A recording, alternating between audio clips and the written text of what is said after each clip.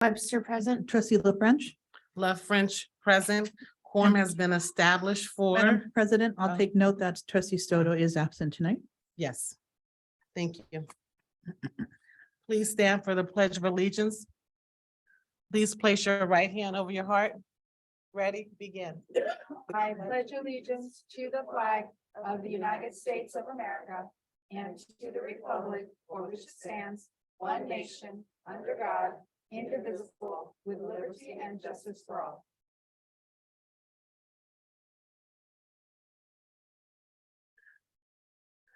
Moving on to section 2, adoption of the agenda. Ms. LeVey, do we have any proposed additions, deletions, and adjustment in the order of business? Madam President, we do not. Section 2.02, adoption of the agenda.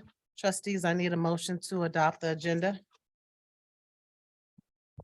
Trustee Turner, I motion to adopt the agenda. May I get a second? Benz, I second. Ms. LeVey, call for the vote, please. Trustee Webster, Webster, I. trustee Turner, Turner, I. trustee Benz, Benz, I. trustee La French. Love French, aye. Motion passed 4-0. Section 3, closed session declaration. We will be taking items 3.02 into closed session.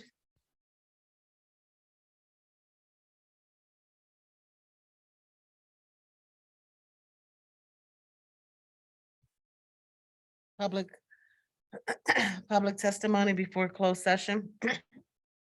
The public comment period is administered by state law and is in the point of the meeting set aside for members of the public to share their opinions with the board. Open meeting laws do not permit the board to engage in dialogue or answer questions. Any person who wishes to address the governing board on closed session agenda items must complete and submit an AESD speaker request form 5 minutes before the meeting is called to order. Public comments will only be taken on agenda items during the discussion of those items. The board values public comments, and although the Board of Trustees cannot take action or discuss items not on the agenda, the Board of Trustees listen carefully and appreciate input from the public. Additionally, a public speaker can be cut off for exceeding the allotted time or for willfully causing an actual disruption to the meeting. Before cutting a person off or removing someone, the board will give at least one clear warning. If you were cut off or warned last time, please consider this your warning. Individual speakers are allowed 3 minutes to address the board on each closed session agenda item. The board limits the total time for public input on each item to 20 minutes. With board consent, the president may increase or decrease the time allowed for public presentations depending on the topic and the number of persons wishing to be heard. The president may take a poll of speakers for or against a particular issue and may ask that additional persons speak only if they have something new to add. Section 4, Mr. Kraus, do we have any speakers for ADTA? Madam President, I believe we have Ms. Jennifer Rader for ADTA this evening. Thank you.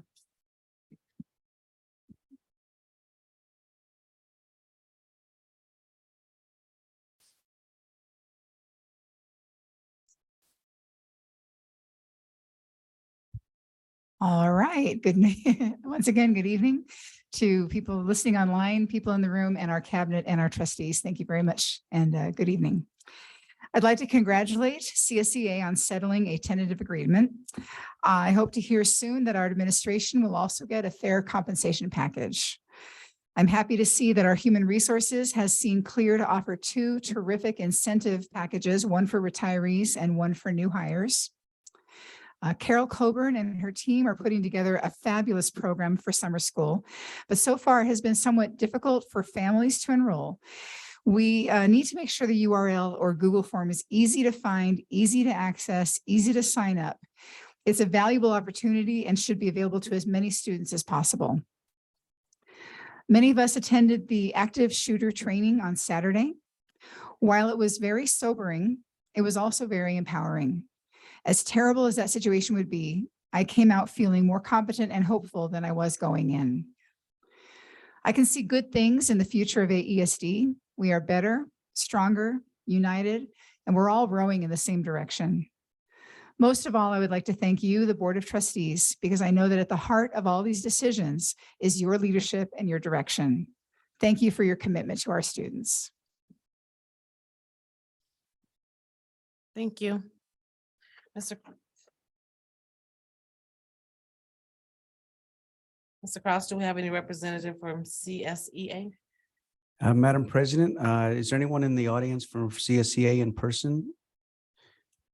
Mr. Sinatra, do you see anyone online raising their hand for CSEA? I do not. All right, thank you. No, Madam President, we do not this evening. Do we have any audience members? No, Madam President, we do not. Okay, moving on to section 5, recess to closed session. Trustees, can I get a motion to recess to closed session? Trustee Turner, I motion that we recess to closed session. Can I get a second? Benz, I second. Mrs. LeVey, can you call for the vote, please? Trustee Webster, Webster, I. trustee Turner, Turner, I. trustee Benz, Benz, I. trustee La French. Left French, I motion passed 4-0. Oh, no, just 4. And the time is 6:07. Thank you.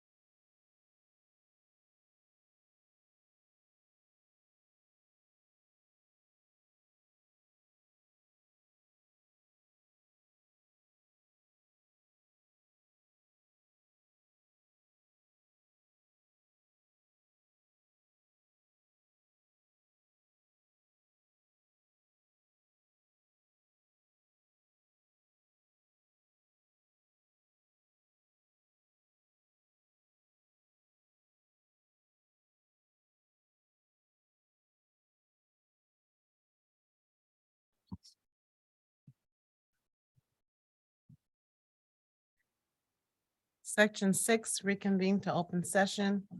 The time is 6:31. Please call for the vote. Please call for the roll. Trustee Benz, Present. trustee Turner, Turner, present. trustee Webster, Webster, present. trustee La French. Present. Section 7, closed session report. We had nothing to report out on. Section 8, public testimony for open session only. Mr. Cross, do we have anyone from ADTA? Madam President, I believe they spoke earlier. Is there anyone else from ADTA that would like to speak for open session this evening?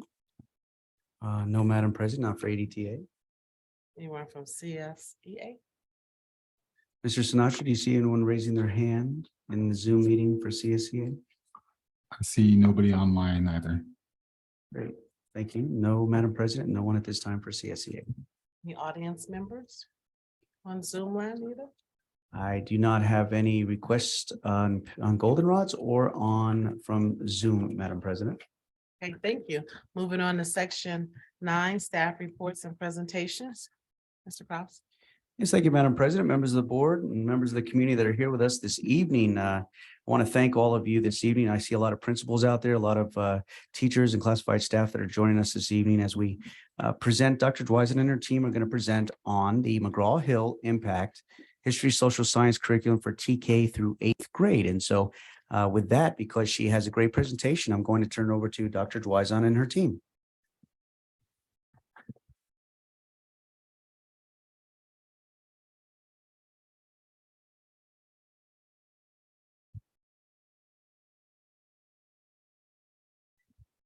All right, good evening, Board President Love French, Board of Trustees, Executive Cabinet, and our wonderful administrators, staff, teachers, and parents in the audience and on Zoom. I would like to present just give you a short rundown of how it's going to work this evening. So before you, we're going to do a quick presentation on the work that we've been doing and busy with academic services. We do have several of our team members who are here in the back who will be helping me facilitate this portion. So we have Carol Coburn, our Director of Academic Instruction, in the back. She's going to be helping us. And also Vanessa Friedman, our Coordinator for Curriculum and Instruction. So this evening, I'm going to give a short presentation. Then we're going to move to reviewing materials where our audience members and also on Zoom, we'll have the opportunity to give feedback, anything that they feel. So at the end of the presentation, there are 2 QR codes for our audience members at home. And so they'll be able to scan in, review all the materials that you actually will have here in person. You will be able to view it at home, and you will also be able to give your feedback so that we hear that feedback as well. I would like to invite our board members to join any of the groups. We have 3 grade level groups that will be facilitated. So right up front, we have K2, we have a 6 through 8 middle school right here in the back, and then we have 3 through 5 elementary. So there are 3. You may choose to circle around, hear a little bit from everybody. You may pick 1 grade level that you want. And then at the end, we want to have share outs from each group. And then as well at the very end, I will take guidance, next steps, and direction from our board. Okay, so that's just a quick overview of this evening.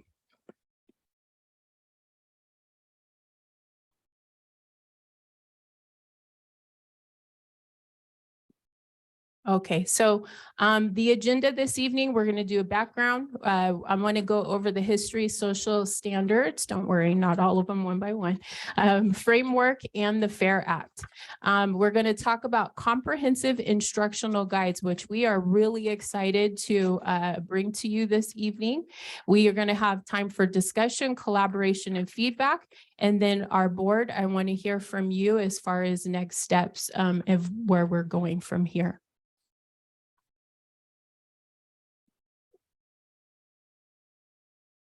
Okay.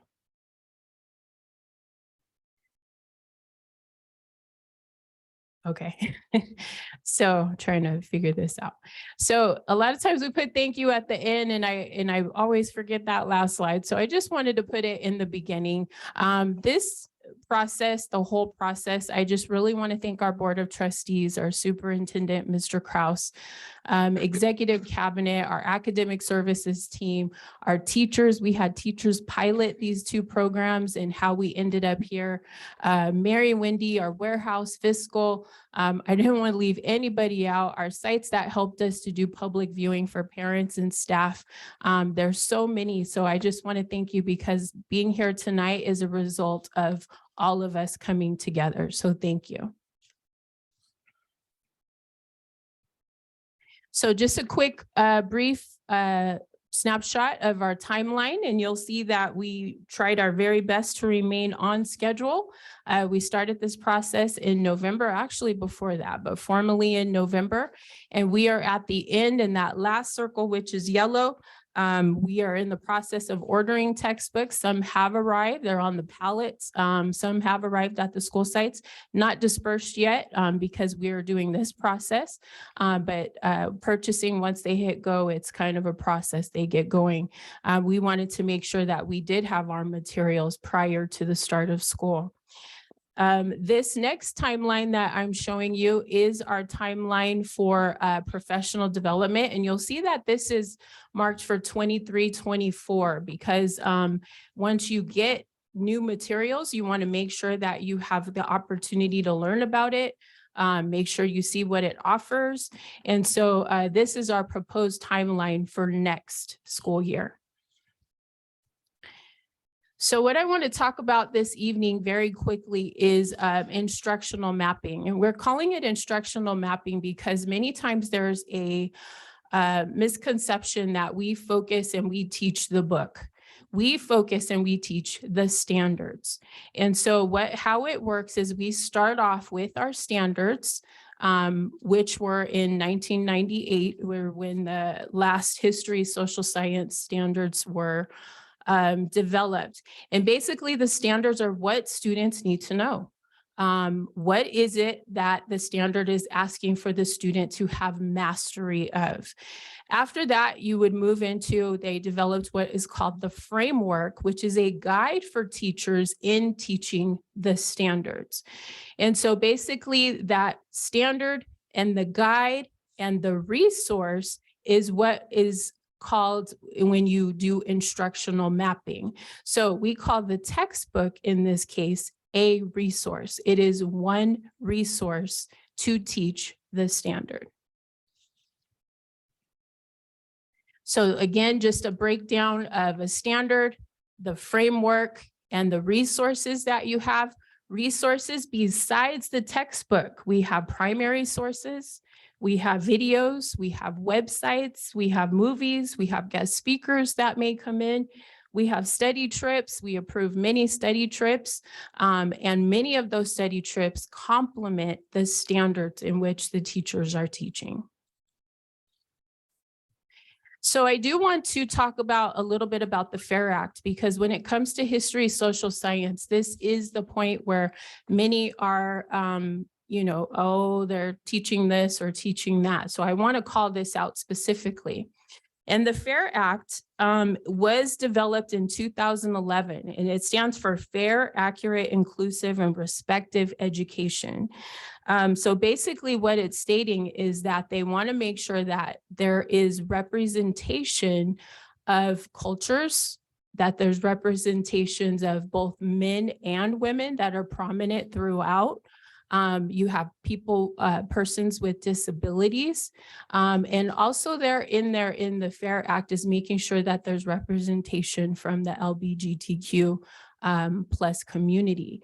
The misconception is that a lot of times they are teaching you to be that, but what it is really the FAIR Act talks about representation of those groups. So in order to even get to this point, I remember we talked about textbooks have to be on a state adopted list. They had to have the FAIR Act components built in there, or they would not have constituted being a part of that state adopted list. So McGraw-Hill does a very good job of pointing out where are those components. This is where parents, teachers, everybody wants to know where are those components and what is it and what are they saying. And so McGraw-Hill does a great job in our audience where you're actually going to see these components in just a moment. We have these available for you when we get to our group work. But there's a K-5 guide and there's a 6-8 guide. And they specifically point out in these areas, where is it and what chapter, what page those items are in, which helps us when we're planning. So there's a K-5, there's a 6-8. And then I want to go back because it's really important that we know and we focus on what is the standard actually saying that we teach.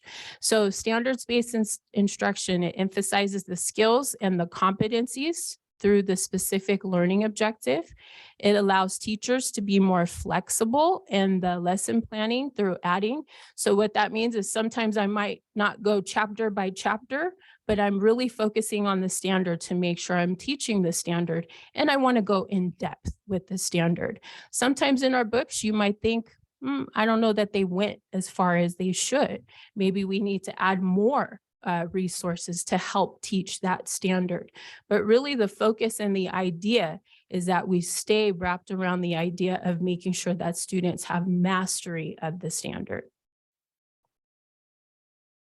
So I want to draw back to, we had our adoption team talked about the strengths and weaknesses of the book. And this is where a little bit of my personal bias is going to come in, but I'm sure many of you in the audience would agree. There's no such thing as a perfect textbook. It does not exist at all. I've never found it. And if you do, let me know. But there are going to be strengths and weaknesses to every single program. And it's really up to us to complement, to add, to build to, because again, going back, we want to make sure that our students have mastery of the standard that they will be required to know by the end of the year. So that was the student feedback.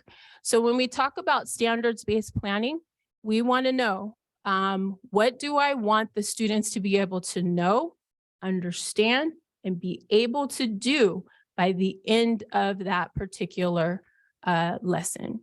How will I assess their mastery of the standard?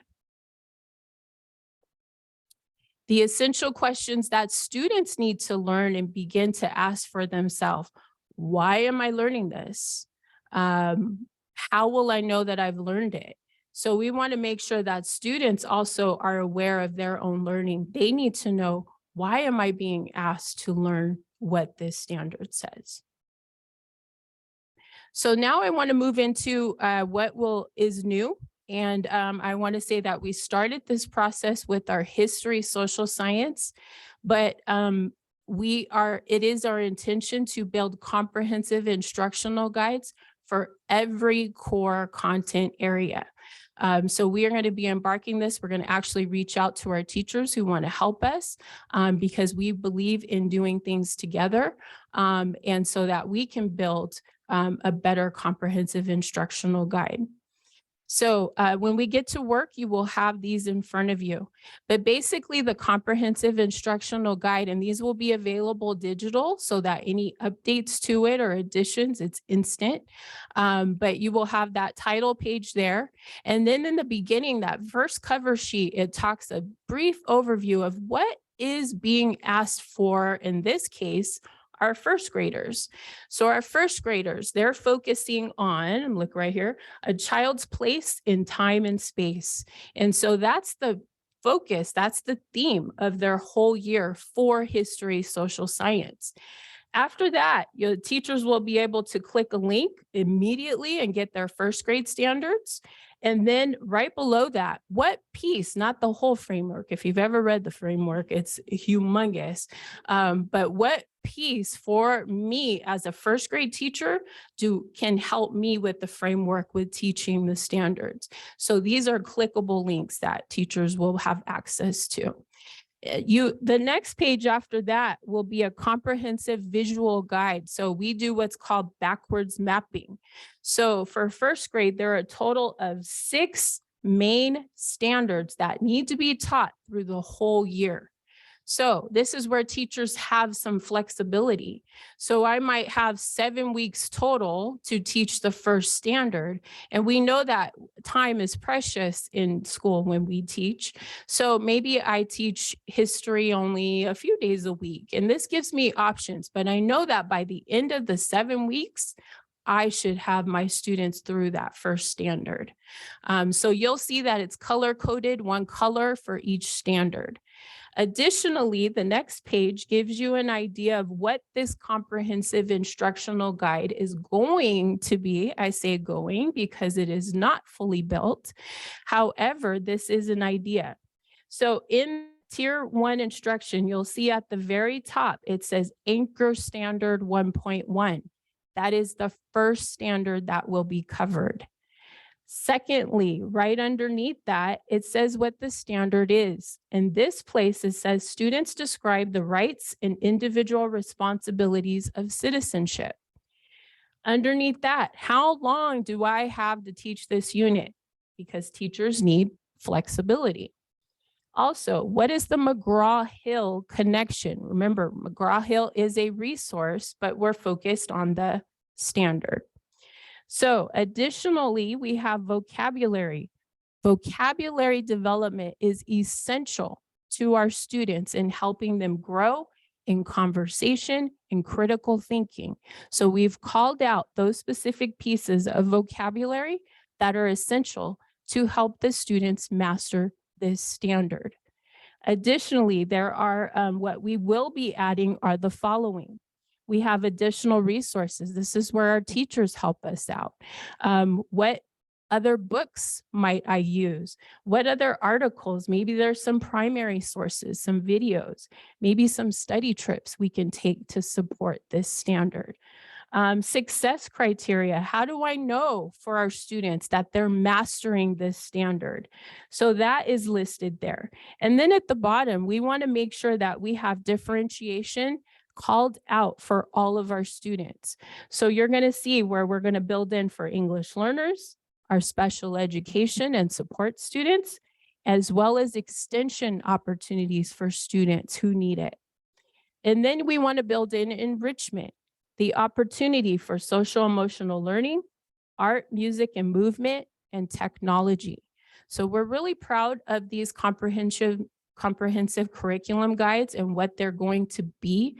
And we were very, very particular to make sure that we can't build this from a district level. It's going to take all of us to come together, but it will make our lessons that much more impactful so that we reach mastery of the standard. So additional ideas that we have thought about, or even a few actually teachers or educators that have talked to us about, maybe we can have parent letters for new units. So we have this unit we're teaching and this is what's coming up in the next few weeks. Maybe some parents don't feel comfortable with a certain topic, so we can have opt-out forms for them for a particular lesson. Also, we just want to add as many resources for the teachers to help them in their lessons. So these are additional ideas that we have. So at this time is where we're going to dive in. So our teams are going to actually pass out materials. And at this time, I want you to look through the folders. We have them by grade. So if you're at a particular grade level, you will be able to look through multiple folders. So I believe we have plenty. You can even skip around to different grade levels. If you are an elementary educator and you want to know a little bit about K2 and what have you. But in the folders that you get, and board members, you have all grade levels in your binder. But you will be able to see the standards in the framework. Those are printed out for you, so you don't have to click them. You will have the form where it specifically talks about the FAIR Act components. Remember, those are the, I will use the term most curious about as a parent or an educator. So those FAIR Act components are called out. And then specifically, we have forms for you today. We want you to be able to scribe. What are your concerns? What do we want to share out loud at the end? And then at the end, I am looking, our team is waiting to take direction from our board for next steps and additional information that will be needed. So at this time, I also want to invite those of you who are on Zoom, you have 2 QR codes there. The first QR code allows you to access the same materials that our people have here in the boardroom. And the second one specifically allows you to leave feedback as you're looking through those components. And so our team will be here to address this situation. And we are just going to actually start diving in. But before we do, I just want to see if there are any questions at this point.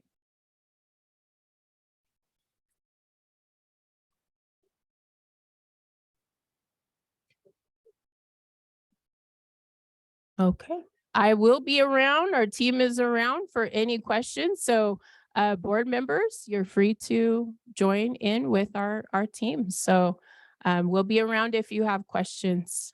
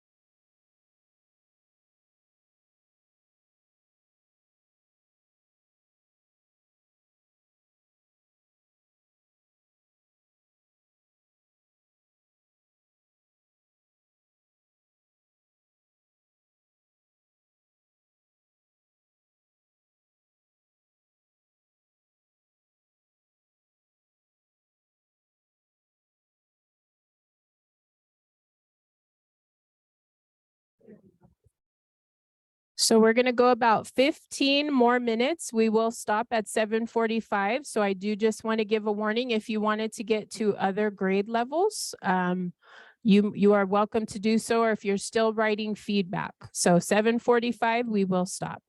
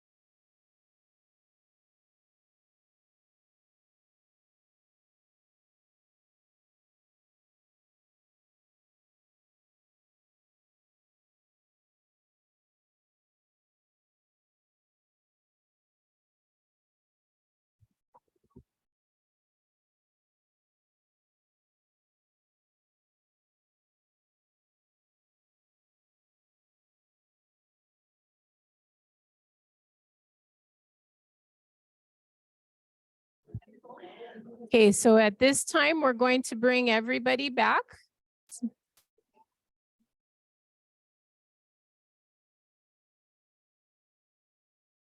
I do want to thank everyone for the time, both online and in person, for looking through the materials and providing feedback.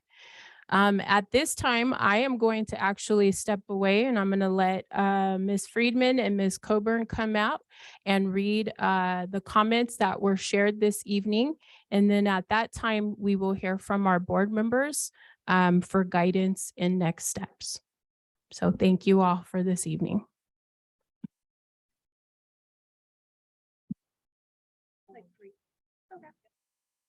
All right, thank you so much. I'm just going to share a few of the different comments. And this has been a really great opportunity. So thank you so much for coming out and going through our materials with us and giving us feedback. We really appreciate it. So this comment, it says, in regards to the FAIR Act material, it was nice to see what the possible concerns could be. At the same time, it was also nice to see the don't have my glasses on, the inclusion of diverse families and accomplishments of women. So that was one comment. Another one is, it's good that staff, students, and the community had the opportunity to be involved in the process.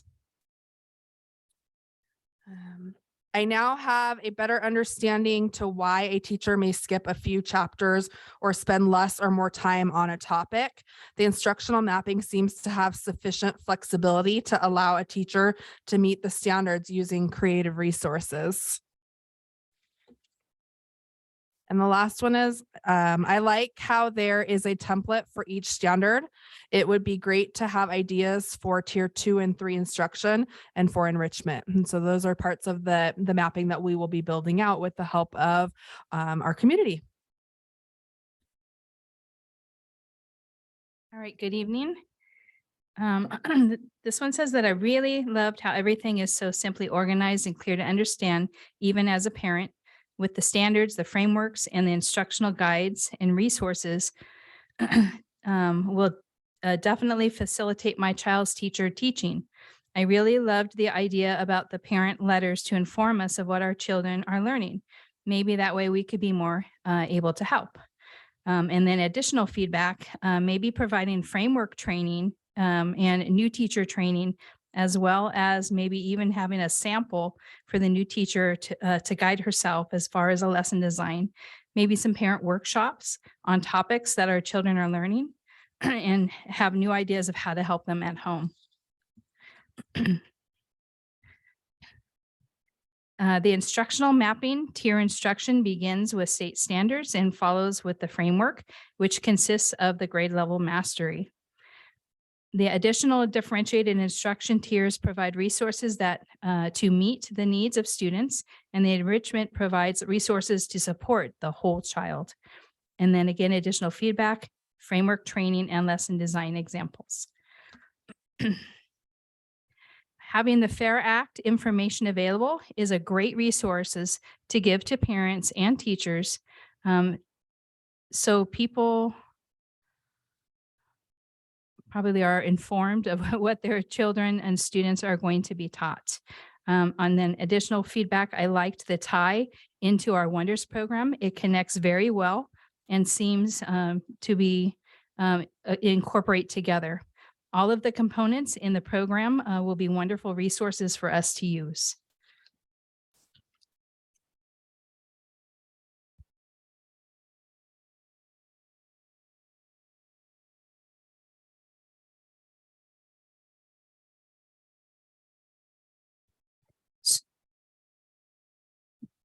So I just want to really give a thank you to our academic services team for the work that they put in to make this evening possible, and all of our community and our staff for coming together for this evening. At this time, I would like to turn it over to our board president.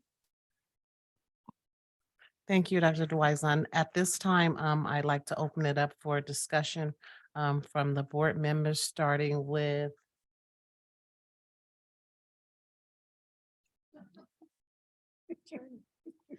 Starting with trustee Turner. Good evening, everyone. When the board was approached with the curriculum adoption, this is a part of our jobs that, one of our most important jobs is to select a curriculum that, our district can use to educate, give our children the highest possible learning opportunity. So I take that job literally serious because what we teach our kids are very important. And looking at this adoption, I spent a lot of time looking at this adoption, took a lot of notes, spent days, weeks. When we first got it, I looked at it, put it down, picked it up again. But this workshop, I spent the last couple days, I'll say last 3 days all day, even today. Got up this morning until 3 o'clock and completed my notes and reading of the textbooks. And I have to say that the material in this, and like Dr. DeWison mentioned, nothing is perfect. There's no perfect book. But looking at the curriculum over the years, even when I went to school, there's nothing compared to this and the information in these books. Yes, there's, some of it, they touched on it, but didn't go in depth with it. And that's when the supplemental material is important. I really liked 3rd to 4th grade. And that's when I said with the section in 3rd and 4th grade. And Mrs. I keep forgetting your name. We went through, I looked at the hardcover book. I really didn't go through the workbook. And so when we compared the notes and compared the workbook with the hardcover, it covered everything that was missing on my notes, pretty much. So I was really impressed with that. When I was in 3rd and 4th grade, I remember the 3rd grade. That's the only grade that I remember in middle school, in elementary is 3rd grade. And even though I had a great teacher that taught and we retained it in our permanent memory banks, there's things that I remember in 3rd grade that is still there. But we didn't get this. We didn't talk in depth about California and the beginning of California and the beginning of our country. And these books touch upon that. And I'm really impressed with this adoption. There are some things that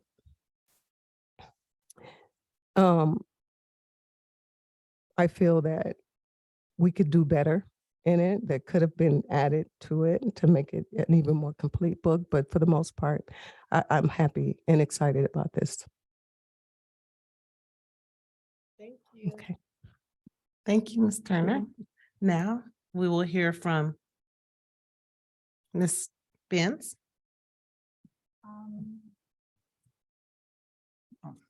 Well, as a 5th grade teacher, I am so jealous because I really like this book.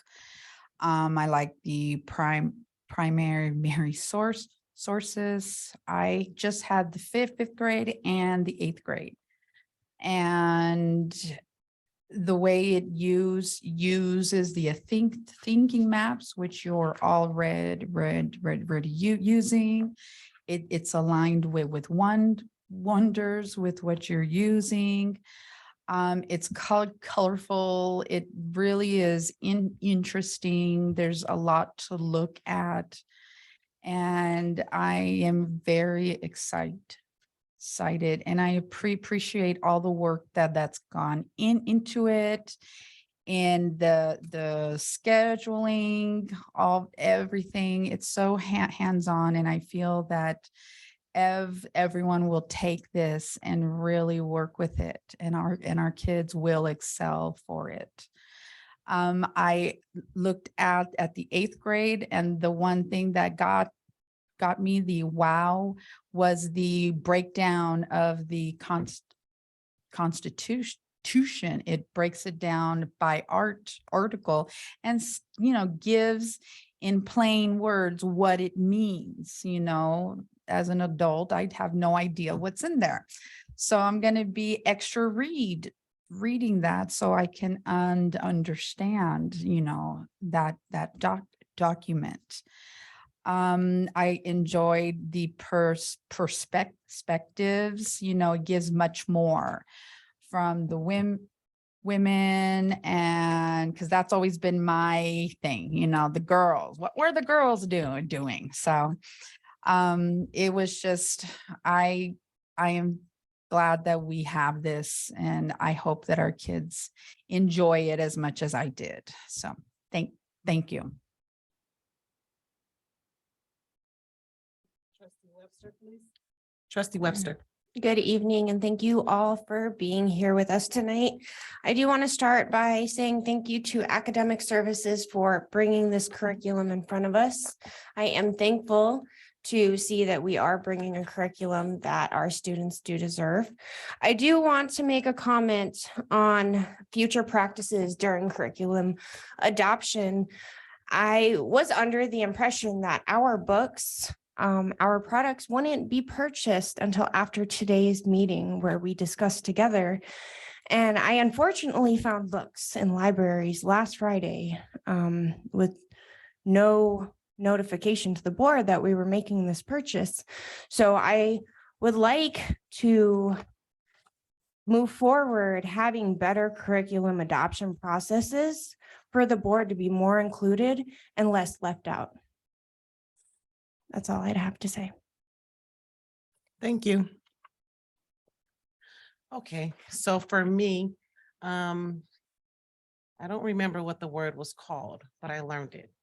And it was kind of like a cheat sheet where you have the standards and then you have what you're teaching, and you could actually like shorten it because it told you which ones that you could use instead of doing it for a whole. Help me out here, my table of friends. Oh, Impact Fast Track. It was wonderful. My friends, thank you.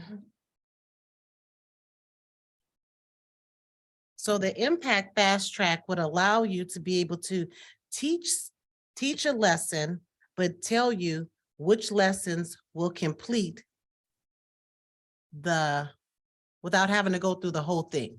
So that fast track, I enjoyed that because I felt like that would, on some chapters that the teachers are going through, when you're trying to teach a lesson, not to have to cover the whole thing, but to actually have a little tracking system to be able to help you out. I thought that was great. The next thing is that I was very happy to see that we did not have TK in here today, and to learn that TK would have their own curriculum. So that was very exciting because I was waiting, and then I heard kindergarten and I was like, oh, great. We did not put TK in with kindergarten. That's all I have to say. Oh, I also want to say one other thing too.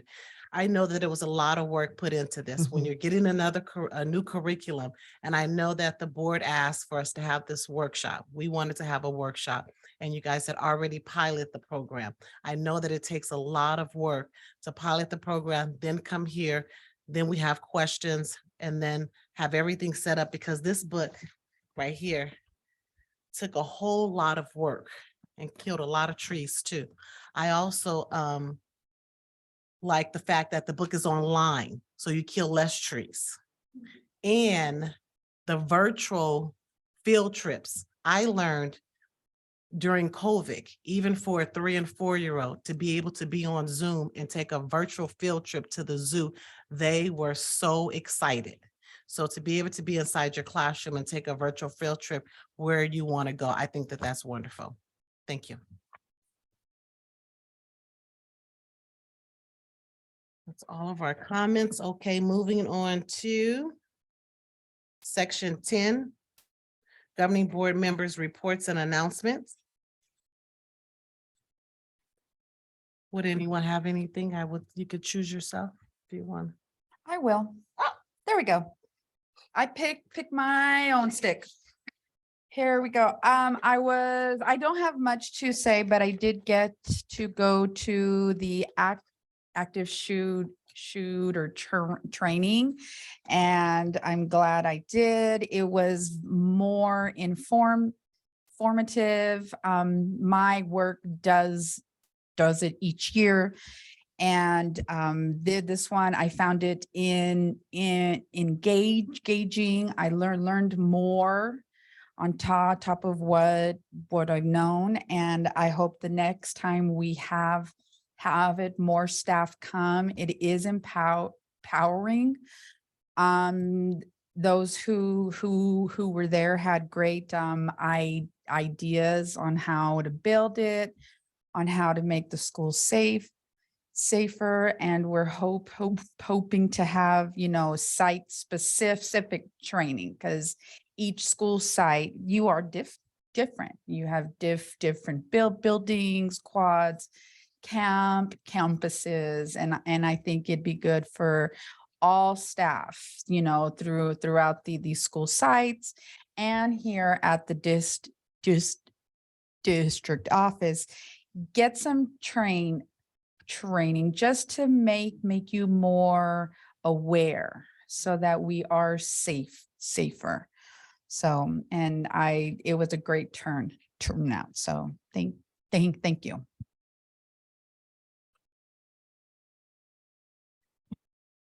Who would like to go next? I'll go next. Again, to academic services, thank you for your hard work in putting this together. And, I agree with President Love French. A lot of work went into this, but I think it's important because our kids deserve, the best that we can get. And you've done an outstanding job presenting this curriculum. So when it came to us for approval, we asked for this workshop so we can go through it. We wanted to include our families, our parents, and our teachers. And even though the teachers piloted the program, the books, I'm really excited about tonight's turnout. I too went to active shooter training on Saturday at Mesa Linda. And I have to say that it was really empowering. And I attended with Dr. DeWison and some of the principals and teachers in the audience today. And it made you aware of your surroundings. You had to think on your feet. And when we broke out into different groups, it was 3 groups that we broke out into. It was the office group, the classroom group, and was it the outside group? The outside group. And then we rotated each one. And it was just, hopefully we will never, ever have to experience that. But we need to be aware. We need to be prepared. It's like homeowners insurance. You never want your house to burn down. But so you get to be prepared for that. Hopefully it'll never happen. You get fire insurance, car insurance. So we have to ensure our district, ensure our teachers, ensure our front office staff, and ensure that our people are safe and they know what to do in case of an emergency. And we had to think on our feet. And I have to tell you that it was empowering, and we need to have that training on a regular basis. And, teachers need to teach it in their classrooms so the kids will know what to do. When that happens, God forbid it ever happened in our district, but the way the world is today, you cannot predict it. And I just want us ready so we can walk out of here. Everyone can go home to their families at night. And I have to say that we did exercises in the classroom. And how many of you were in the classroom with me? That was in any? Dr. DeWison. Well, our instructor, he wanted us to be prepared and lock down our class in a record in so many seconds. It started out with 20 seconds.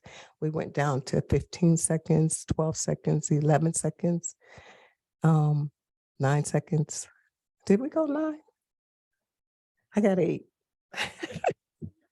I'm bragging here. I'm bragging. Okay, but anyway, I wasn't the first and I wasn't the middle. I think I was like third from the end. But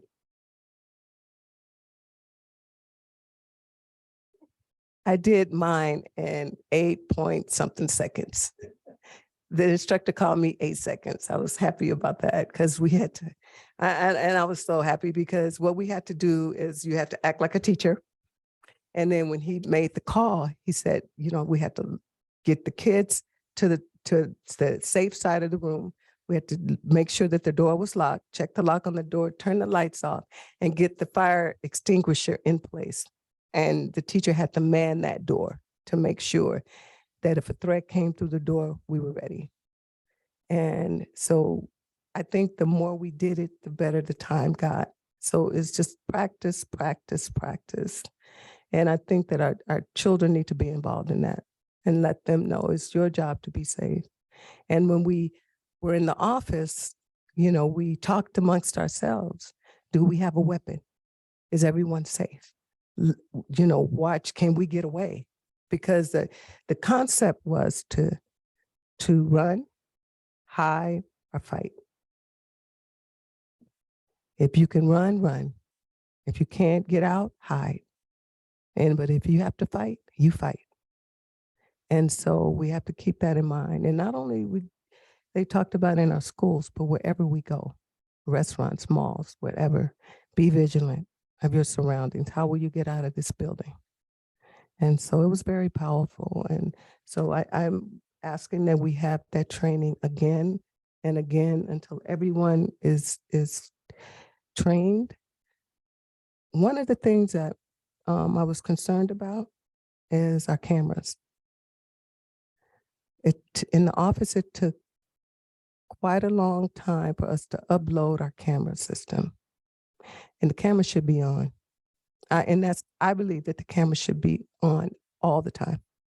As long as school is in session, the camera should be on. We shouldn't have to wait until a threat to turn the cameras on. That took 15, 20 minutes to get those cameras on. So, Mr. Kraus, I'm asking, and board, I'm asking that, you know, we can give that direction to make those cameras, have those cameras on. Because the active shooter is not going to call the school and say, I'll be there in 20 minutes. And every office staff should know how to work the PA system and turn those cameras on, or know how to read them and adjust them. And what they did during our active training was when we were in hiding, they kept us informed as to where the shooter was. Shooter is heading toward the 200 section, and let the shooter hear it. Let them know, you know, you're on our campus and we're watching you, and law enforcement is on the way and they'll be here soon in seconds. Get off our campus. And so, you know, that's important, that PA system is connected to every single classroom, and it should be tested often. Because it was one time we didn't hear it in the office, in one room, we didn't hear it. We didn't hear the direction. So we want to, and it's just practice. I'm not blaming anyone. It's just something that we're going through. This is the first for me. This is my first active shooter training. And I just want us to have it on point. If anything happened, you know, we're ready. And that's how we have to be. I want all of our kids to go home to their parents. I want our teachers and staff to go home to their families. And, you know, if something like that ever happens, but I just want us to be prepared. And thank you, Mr. Kraus, for jumping on it. It was just a few meetings ago. I think it was after the last shooting. And what was it? The last shooting, I think it was just a month. Was it? No, it wasn't Texas. It was the one that they jumped on it real fast. But anyway, I thank you for, you know, immediately responding to that and offering this active shooting training, because we need it. And ongoing, just like we do fire drills. Day and time is something that we have to be prepared for. So thank you again for everyone that came out. I think we had over 250 people at Mesa Linda. For giving up your Saturday. I know 8 o'clock in the morning is early. That's early for me. So I just appreciate. They're laughing because they know I don't get up that early. I'm retired. No. But anyway, again, thank you for all of you that participated in that. That's all I have. Thank you. Well, I concur with everything that Ms. Turner said. I can't come behind that and have anything new to say. Thank you very much. Didn't get to attend, but I'll attend the next time. Moving on to section 10, governing, section 11, adjournment. Wait a minute, Webster didn't speak. Did I speak for everybody?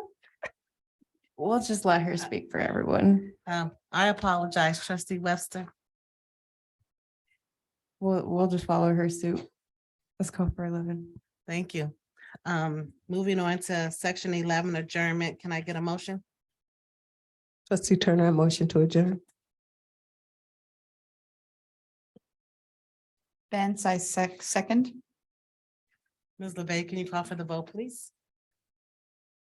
Trustee Webster, Aye. trustee Turner, Turner, aye. trustee Benz, Benz, I. trustee La French.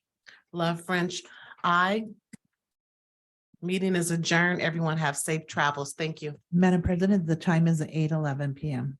8:11. Thank you. You're welcome. All right, I'm gonna go grab that phone.